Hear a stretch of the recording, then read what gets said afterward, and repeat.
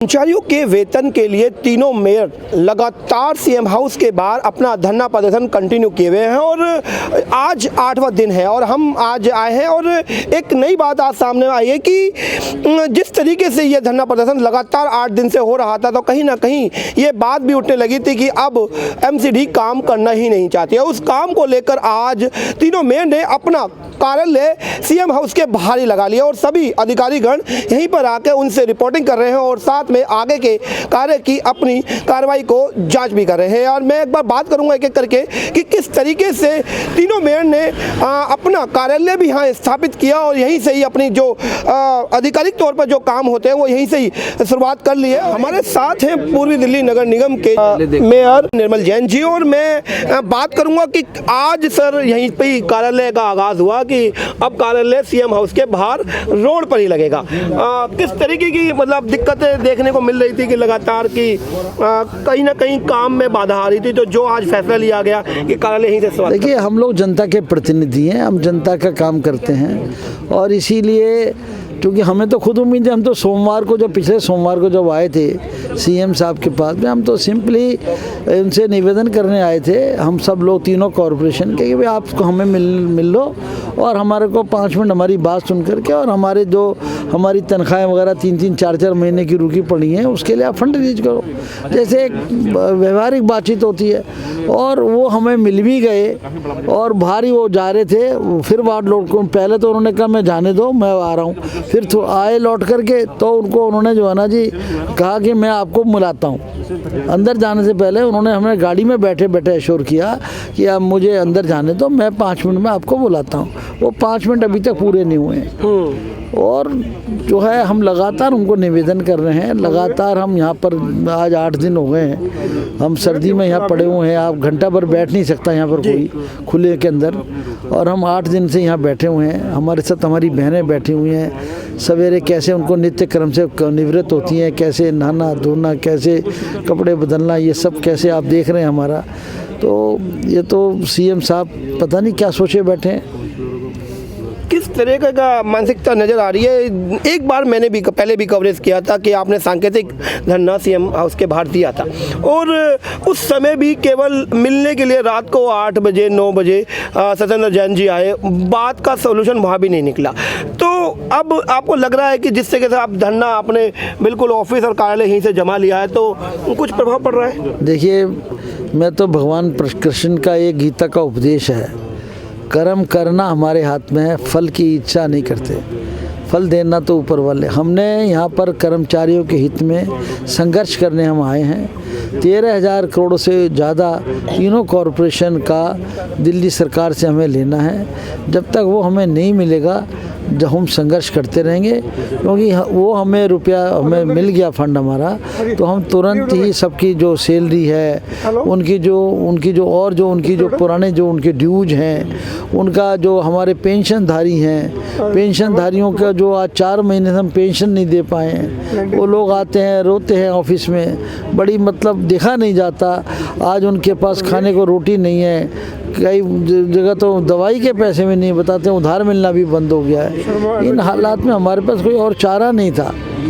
हम लगातार दिल्ली के मुख्यमंत्री को लेटर लिख रहे थे, उप मुख्यमंत्री को मैंने, जो वित्त मंत्री भी हैं, 2 बार मैंने पत्र लिखे। क्या कहते हैं हमारे एडिशनल कमिश्नर जो CA कम FA हैं वो बैठे हैं, लगातार उनको हम फाइल परस्यू कराई है, लेकिन कोई उन पर जू नहीं रेंग रही। और अब एक ही बात समझ में आ रही है कि वो दिल्ली के कॉन्स्टिट्यूशनली जो उनको ड्यूटी मिली है, जो दिल्ली की जनता ने उनको कॉन्स्टिट्यूशनल ड्यूटी दी, उसको नहीं निभाना चाहते। और वो एक ही बात सिर्फ उनके दिमाग में है पॉलिटिकली कि किसी तरीके से कॉरपोरेशन डिस्टर्ब किया जाए। जी। आने वाला 1-1.25 साल बाद चूँकि दिल्ली में चुनाव है नगर निगम के, तब तक वो चाहते हैं कि यहाँ ना इनको तनख्वाह मिले, ना इनको क्या कहते हैं इनका नगर निगमों में अस्त व्यस्त हो, अफरा तफरी मचे। हो भी रही है, कहीं ना कहीं मुझे सुनने में आ भी रहा है कि हड़ताल पे कुछ लोग जा रहे हैं, जल बोर्ड के कर्मचारी भी हड़ताल पे करेंगे, उनका ही प्रदर्शन चल रहा है। जल बोर्ड का तो मुख्यमंत्री ने भट्टा बैठा दिया, 50,000 करोड़ रुपया जल बोर्ड पी चुका है और अभी पता नहीं कितने हजार करोड़ और पिएगा। ले तो वो जाने, उसकी तो जवाबदारी उनकी है, लेकिन हमारा एमसीडी का एक एक रुपया सब्जेक्ट टू ऑडिट होता है, एक एक चीज़ खर्चा सब सामने होता है। और हमारी तो 95% जो है जो हमें जो मिलता है या जो जनरेट होता है हमारा, वो सब सैलरी में जा रहा है। अच्छा, मैं आपसे एक बात पूछूं कि जिस तरीके से कर्मचारियों का पेट भूखा है और कहीं ना कहीं आपने भी कहा कि बिलबिला रहे हैं, इनके लिए जब जैसे मान लेते हैं कि केजरीवाल जी की नींद नहीं जाग पाती और वो बस टाले जा रहे हैं और समय निकाल रहे हैं, कहीं ना कहीं कर्मचारी तो परेशान है, कुछ ना कुछ और समायोजन करके कुछ ही सही, थोड़ा ही सही उनको पहुंचा दिया जाए। ऐसा है, ये सब बातचीत तो जब ये सब बातें जब होती हैं, जब आमने सामने बैठ कर के बातचीत हो, ऐसा अवसर ही नहीं आया मेरे भाई। दिल्ली के मुख्यमंत्री तो बिल्कुल असंवेदनशील हो चुके हैं। बातचीत करें, बैठ कर के बात करें, कुछ भी रास्ता निकालें जी। हम कोई झगड़ा करने आए हैं, हम भी जनता के प्रतिनिधि हैं। जिस 2 करोड़ जनता के वो प्रतिनिधि हैं, उसी 2 करोड़ जनता के हम तीनों मेयर प्रतिनिधि, हमारे सारे बहन भाई सब, हम सब साथ में काम कर रहे हैं। हमारे चेयरमैन स्टैंडिंग कमेटी है, नेता सदन है, डिप्टी मेयर है, हमारी बहनें सब हैं साथ में। तो हम सब किसके लिए आए हैं, किसके लिए लड़ाई लड़ रहे हैं? नेता ससन जी मेरे साथ हैं, परवेश शर्मा जी। एक बार बात करता हूं जी, किस तरीके की क्या बहुत ही असमंजस की स्थिति ये पैदा हो रही है कि लगातार हमारे प्रथम नागरिक 8 दिन से रोड पर बैठे हैं। अजय जी, अब सारा असमंजस खत्म हो चुका है। सारी स्थिति स्पष्ट है कि एमसीडी की नीयत क्या है, हमारे मेयर्स की नीयत क्या काम करने की, हमारी नीयत कर्मचारियों के प्रति क्या है, हमारी नीयत अपने जो 2 करोड़ की हमारी जनता है उसके प्रति क्या है, हमारी लॉयल्टी, हमारी ईमानदारी, हमारी विश्वसनीयता, हमारा समर्पण दिखाई दे रहा है। दूसरी तरफ एक और चुनी सरकार है केजरीवाल जी की, उनका संवेदनहीनता, उनकी दिशाहीनता, उनकी मर्यादाहीनता स्पष्ट दिखाई दे रही है 8 दिनों से। अब कोई असमंजस नहीं है, कोई शंका नहीं है, कोई शक नहीं है। हमारा एजेंडा क्लियर है कि हम निगम कर्मियों के हित में, दिल्ली की जनता के हित में धरने पर बैठे हैं। और वो एक आदमी जो अंदर बैठा है नज़रें बंद करके दिल्ली की जनता से, दिल्ली के कर्मचारियों के प्रति उसकी जिम्मेदारी से, दिल्ली की जनता की सुविधाओं से, कोरोना से लड़ाई बचने का तरीके ढूंढ रहे हैं, प्रदूषण से बचने का तरीका ढूंढ रहे हैं, लड़ाई से बचने का। तो अब जिस दिल्ली के अंदर जनता तय करेगी कि एक तरफ धर्म युद्ध के अंदर बीजेपी है जो उनके हित की लड़ाई लड़ रही है, एक तरफ दूसरी तरफ एक लड़ाई केजरीवाल जी खड़े हैं कि जो जनता के विरुद्ध एक इनका नारा ना, एक युद्ध पर एक आरोप प्रत्यारोप है। मुझे भी कई बार लगा कि जब पिछली बार 13,000 करोड़ की बात उठाई तो उन्होंने एक रैली में एमसीडी पर आरोप लगा दिए कि जी बहुत भ्रष्टाचार है, मैं तो पैसा पहले भी बहुत दे चुका हूँ। तो अभी जब दोबारा से धरना हुआ तो अभी 2,500 करोड़ का एक नया मुद्दा आया है कि जी इसकी जाँच हो। तो आरोप प्रत्यारोप से वो भूखा पेट जो कर्मचारी बिलबिला रहा है, किस तरीके से उसका पेट भर पाए? हमारा न कोई आरोप है न कोई प्रत्यारोप है। हमारा सीधा एजेंडा है कि हम कर्मचारियों के हित में जो भी कदम उठेगा, जो भी हम कर सकते हैं वो काम करेंगे। और हम ही नहीं करेंगे, हमारी पूरी भारतीय जनता पार्टी का एक तरफा हमारा ये तय हो चुका है कि जब तक कर्मचारियों के हित का पैसा, दिल्ली की जनता के हित का पैसा, उसके विकास का पैसा हमें नहीं मिलता, हम नहीं जाएंगे। कोई आरोप नहीं है, कोई प्रत्यारोप नहीं है। मेयर निर्मल जैन जी का लगातार साथ दे रहे हैं स्टैंडिंग कमेटी के चेयरमैन सत्यपाल जी। एक बार बात करता हूं कि क्या स्थिति अब समझ में आ रही है कि क्या लग रहा है? स्थिति बिल्कुल स्पष्ट है। केजरीवाल जी बालट की तरह राजहट लगा करके बैठ गए और उन्होंने सोच लिया है कि तीनों निगमों को हम इस तरह से पैसा ना दे करके, बजट ना दे करके उनको बदनाम करेंगे। एक 1.25 साल चुनाव में बचा है और पिछले 6 वर्षों से जो निगम की स्थिति है वो बड़ी गंभीर हो गई है। हम कोई अपना भीख मांगने के लिए नहीं आए जी देख लो आप, ना हम अनुदान मांग रहे हैं। एक चुनी हुई सरकार के पास अपने अधिकारों को लेकर मांगने के लिए आई है और ये कर्तव्यहीनता का बोध हो रहा है। पिछले 8 दिन से तीनों मेयर, तीनों स्टैंडिंग कमेटी चेयरमैन, तीनों डिप्टी स्टैंडिंग कमेटी चेयरमैन, तीनों उप महापौर, हमारे डिप्टी मेयर और हमारी लगभग 20 बहनें यहाँ लगातार बैठी हुई हैं। और उसने एक बार कटसी कॉल का ये भी नहीं आकर के सोचा कि आप इतनी ठंड में बैठे हैं, बारिश में बैठे हैं, कि आपको मैं एक कप चाय पिलवाता हूँ, पानी पिलवाता हूँ। आपको याद होगा कि लोकसभा के अंदर जिस तरह से इनके संजय सिंह जी विरोध प्रकट करने के लिए सारी रात लोकसभा के बाहर बैठ गए थे। हमारे डिप्टी स्पीकर और हमारे स्पीकर साहब अगले दिन सुबह दिन निकलते ही चाय लेकर के पहुँच गए थे। तो ये एक सामाजिकता भी है और उसमें इंसानियत भी है और उस पर वो विचार बिल्कुल नहीं कर रहा है। लेकिन हम अपने अधिकारों का हनन नहीं होने देंगे, हम अपने 2 लाख कर्मचारियों का हनन नहीं होने देंगे, हम अपने उन पेंशनधारियों का हनन नहीं होने देंगे जिनको हम रिटायर कर चुके हैं और पेंशन देते हैं, जो बुजुर्ग हैं, जिन्हें बच्चों की शादी करनी है, जिन्हें दवाइयाँ खरीदनी है, उनके घर में जाकर के पूछो ना। हम अपने जो एक कॉन्ट्रैक्ट का कर्मचारी जो 13,000 रुपये लेता है उसको वो समय से नहीं मिलता। 13,000 में क्या परिवार चल सकता है? लेकिन उसको भी 3-3 महीने इंतजार करना पड़ता है। इतना होने के बावजूद भी वो काम कर रहा है, इतना होने के बावजूद भी कोरोना योद्धा के रूप में वो उभर करके आया।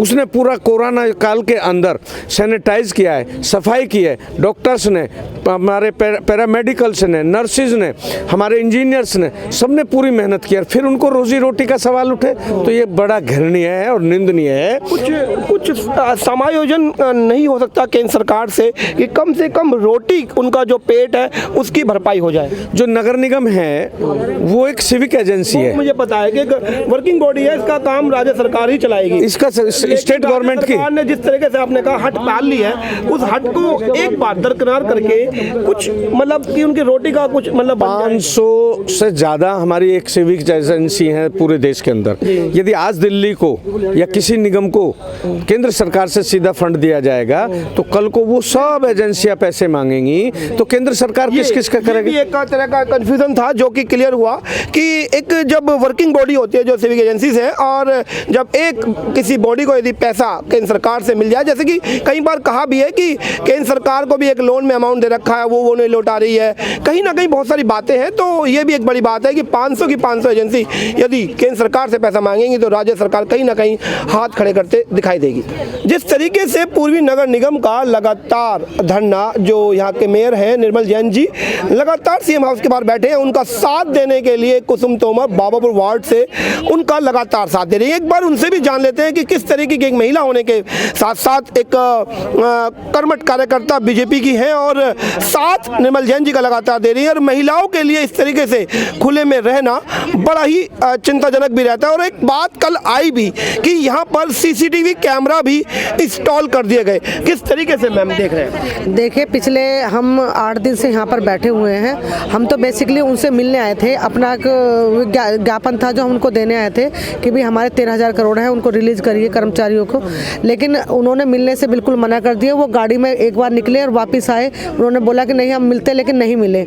लगातार 8 दिनों से हम किन परिस्थितियों में कड़कती ठंड में हम लोग यहाँ बैठे हैं, और जो परसों जो बारिश आई है 3 बजे से सुबह तक हम उस बारिश में भीगे हैं। उसके बाद हमने लोगों ने तिरपाल लगाने का इंतजाम किया, तो हम लोगों ने जैसे ही इसको लगाने के लिए बांस मंगाया तो अंदर से उनके लोग आते हैं और आके यहाँ पे गाली गलौज करने लगे, लात मारी, उन्होंने कहा हटाओ यहाँ से हटाओ। हमने फिर भी शांतिपूर्वक हम लोगों ने, बहनों ने, हमने उसको उठाया और बाहर तक छोड़ कर आए हम लोग। उसके बाद हम इसको रस्सी से बांधने लगे तो वो कहते हैं कि पेड़ हमारा है, रस्सी भी नहीं बांधोगे। उनके छोटी सोच और छोटा दिल देखिए, कहते पेड़ भी हमारा है, इस पर आप रस्सी नहीं बांधोगे। हमने कहा चलो कोई बात नहीं, आप पेड़ पे भी मत बांध दीजिए। हम जैसे करके यहाँ पे अपने एमसीडी का पोल था, हम लोगों ने इस पर तिरपाल बांधी ताकि हम ओस से और बारिश से हम लोग बच सके। लेकिन उनकी घटिया मानसिकता देखिए आप कि ऑलरेडी यहाँ पे सीएम हाउस है, चारों तरफ कैमरे लगे हुए हैं, कोई नई बात तो नहीं है। लेकिन परसों 2 कैमरे वहाँ पे और इंस्टॉल कराए गए। मैं एक कैमरा दिखाना चाहूंगा। आप देखेंगे मेरा कैमरा सामने लगा हुआ है, बिल्कुल। और आप एक बार जूम करके मैं चाहूंगा दिखाएं। जिस तरीके से आप देख रहे हैं ये कैमरा, ये बिल्कुल कैमरे का फोकस इसी ऑफिस या इसी धरने के ऊपर है। जिस तरीके से रात को महिलाएं यहाँ पर अपना रात को निरत मदद करती होंगी, किस तरीके से उनकी पूरी फुटेज कवरेज की जा रही है। कहीं ना कहीं हम तो देखिए हमको इससे भी ऑब्जेक्शन नहीं है, हमको उनसे भी ऑब्जेक्शन नहीं है। उसके बाद वो सामने आप ये देख रहे हैं, वो सामने वहाँ पर लगाने लगे कैमरा और हमने मना किया उनको, लेकिन वो नहीं माने, उन्होंने वो कैमरा भी लगा दिया। उसके बाद उसके लिए भी हमने मना नहीं किया। उसके बाद जो पोल देख रहे हैं ना आप, हम सारी बहनें उधर सोती हैं और हमारे भाई लोग इधर सोते हैं, तो ये जो पोल है इस पे वो कैमरा लगाने लगे। उसके लेकर के हम लोगों ने, बहनों ने हमारी ने इस बात के लिए हम लोगों ने ऑब्जेक्शन उठाया कि ये हमारी निजता है, हमारी प्राइवेसी है, हम किस तरीके से सो रहे हैं, हम क्या बातें कर रहे हैं, आप इस तरीके से कैमरा यहाँ नहीं लगा सकते हैं। उसको हम लोगों ने कपड़े से ढकने की कोशिश करी, उसमें सिर्फ हम महिलाएं पार्षद थी, हमने उसको ढकने की कोशिश करी, लेकिन उन्होंने ये इल्जाम लगा दिया। वो अभी इंस्टॉल कर ही रहे थे, मतलब यहाँ पर जो कैमरा था वो, उसको हमने कपड़ा डालने की कोशिश करी, उन्होंने ऐसी पेज पटका रखा तो वो नीचे गिर गया। फिर वो हमने कोई कैमरा नहीं तोड़ा। हम पिछले 8 दिन से बहुत शांतिपूर्वक और इतने कष्ट सहने के बाद हम लोग यहाँ पर बैठे हुए हैं। केजरीवाल जी कितनी बार गाड़ी यहाँ से निकलती है और कितनी बार आती है, वो शीशा खोलकर भी ये नहीं देखते कि महिलाएं भी बैठी हैं यहाँ पर। देखिए हम निगम पार्षद हैं वो ठीक है, लेकिन हम किसी की माँ, बहन, बेटी, पत्नी भी है। हमारी प्राइवेसी में कोई कैसे झांक सकता है, आप बताइए मुझे। पहले से इंस्टॉल थे, हमको कोई मतलब नहीं है, लेकिन अब 8 दिन के अंदर ऐसा क्या देखना चाहते हैं केजरीवाल जी? हम तो रूबरू मिलना चाहते हैं, आप आइए ना सामने, कैमरे में क्या देखना चाहते हैं आप? अब हम महिला को टॉयलेट की बात है, हमको आधा किलोमीटर रात को वहाँ पर पोटा केवन में जाना पड़ता है टॉयलेट के लिए, हम नहाने के लिए परेशान है यहाँ पर। हम अपने घर वालों, अपने बच्चों को छोड़कर यहाँ पे बैठे हुए हैं। एक कर्मचारी जब 60 साल तक हमने थोड़ा थोड़ा फंड जोड़ता है कि मैं रिटायरमेंट के बाद उससे अपने बच्चों की शादी करूंगा, मैं मकान बनाऊंगा, और लेकिन उसके बाद जब वो खाली जाता है ना तो उसका दिल दुखता है और उससे ज़्यादा हमारा दुखता है। लेकिन हमारे हाथों में फंड नहीं है, लेकिन हम लाचार हो जाते हैं। क्षेत्र में हम लोग कोई कहते हैं नाली टूटी है, सड़क टूटी हुई है, हम वो बनवा नहीं पाते उसको। तो जो 13,000 करोड़ हमारा है वो केजरीवाल जी के जेब से जाने वाला नहीं है, वो जनता की कमाई का है। GST 100% दिल्ली सरकार लेती है जी, तो हमारा हिस्से का पैसा तो स्टेट टैक्स गवर्नमेंट, स्टेट सब उसके, तो उनको हमारा हिस्सा देना चाहिए। हमारे निगम पार्षदों को सैलरी नहीं मिलती, हमारा कोई निजी स्वार्थ इसमें है ही नहीं है, हमको क्या मिलेगा उससे बताइए आप मुझे। हम तो सिर्फ जनता की भलाई के लिए, हमारे निगम कर्मचारियों के लिए आपके चैनल के माध्यम से मैं बताना चाहती हूँ कि पूरे कोरोना काल में आप ये बताइए कि PWD का कोई आदमी आपको मिला? फ्रंट पे काम कौन कर रहा था? MCD के लोग। फॉगिंग हमारे लोग कर रहे हैं, सैनिटाइज हमारे लोग कर रहे हैं घर घर जा करके। इवन के जो लोग पॉजिटिव, उनका कूड़ा भी हमारे निगम के लोग उठा रहे हैं, और तो कोई नहीं आया ना। क्या उनको अपनी जान प्यारी नहीं है? क्या उनके परिवार नहीं है? लेकिन उसके बावजूद भी उनको इस तरीके से इग्नोर करना, ये तो मानवता, मैं कहती हूँ जैसे मानवता ही मर गई है उनकी। ऐसे लोगों के लिए सोचना जो हमारे जागने से पहले शहर को स्वच्छ बना देते हैं, जो हमको बीमारी से बचाने के लिए रात दिन अपनी जान जोखिम में डाल के और घूम रहे हैं। और कई हमारे ऐसे कर्मचारी थे, जो हमारे कर्मचारी DBC कर्मचारी जो कोरोना से मतलब एक्सपायर हो गए, उन तक को हम लोग पैसे नहीं दे पा रहे हैं। तो इतनी नीचता, इतना मतलब इतना छोटा दिल ये एक CM का कैसे हो सकता है? और जो कहता कि जी मैं दिल्ली का बेटा हूँ, मैं दिल्ली का भैया, तो तुझे हम नहीं दिख रहे क्या बेटे? ये भी एक बड़ी बात है कि जिस तरीके से धरने में एक धरना बड़ा ही शान शौकत और आलीशान होता जा रहा है, वहाँ पर हर वो सुविधा, ये कहें कि पैरों की मसाज की मशीनें भी नजर आ रही है। यहाँ पर एक चादर है केवल रात बिताने के लिए, ओढ़ने के लिए मिल पाए तो मिल पाए, नहीं तो ओपन इस आसमान के नीचे रात महिलाएं बिता रही हैं।